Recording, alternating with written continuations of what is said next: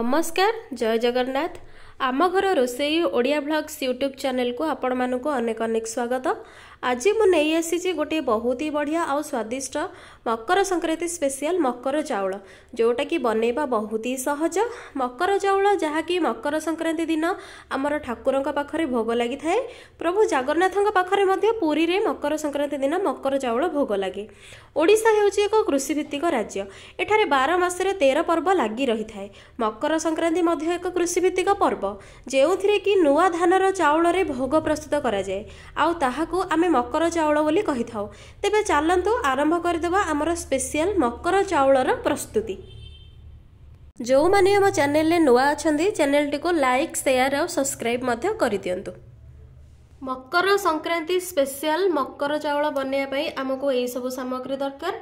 एठी मो नेइची आम घर अरुआ चाउल आपण माने चाहिए बासुमती चाउल को भी आ जगह नहीं पारे। एटा को मो 2-3 घंटा आगु पानी रे भिजेकी भल भाव धोईकी भिजेकी रखिदिली।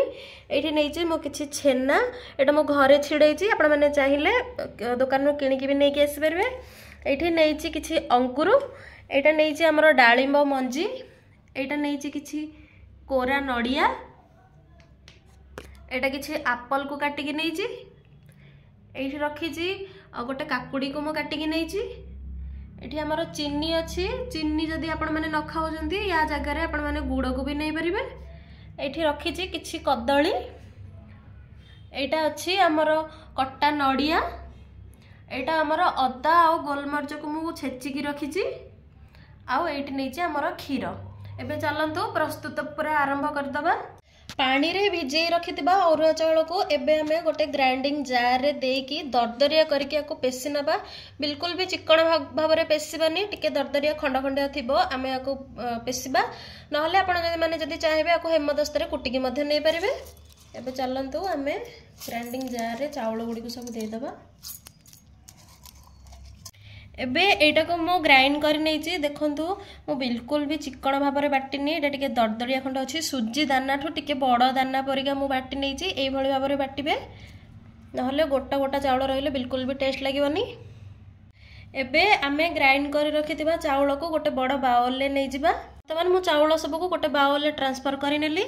एबे आमे सेथिरे दबा चोपा छड़ी रखिथिबा 2टा कदली आको एबे हमें भल भाव टिके हाथ रे एमतिया चकटी की मैश करनबा। एबे हमर कदलीटी भल भाव रे मैश हो जायछि। एबे दबा हमें चीनी आपण माने जति चीनी को न खाउजंती ताले आ जगह आपण गुड़ को भी दे परिबे।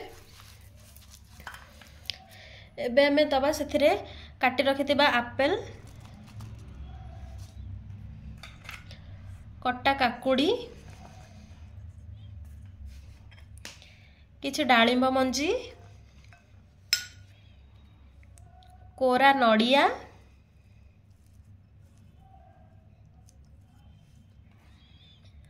किछि अंगूर मंजी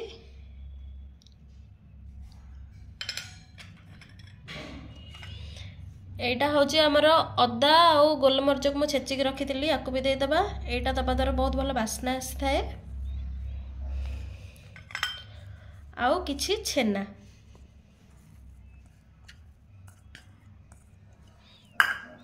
एबे ए सब को आमे भल भाव रे टिके चकटी नबा।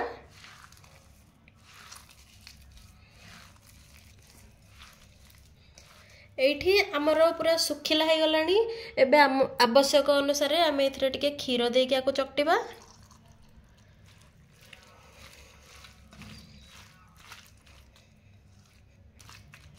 एठी आउ टिके खीर मध्ये ऐड करबा।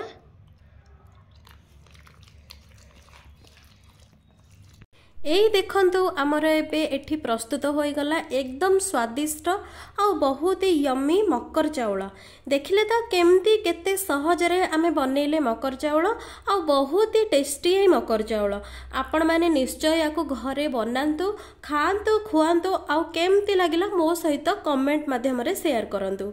जदि आज रे वीडियोटी आपण मानक भल लागले तेबे लाइक शेयर और सब्सक्राइब करिया को जमारो भूलंतुनी। रहुची जय जगन्नाथ।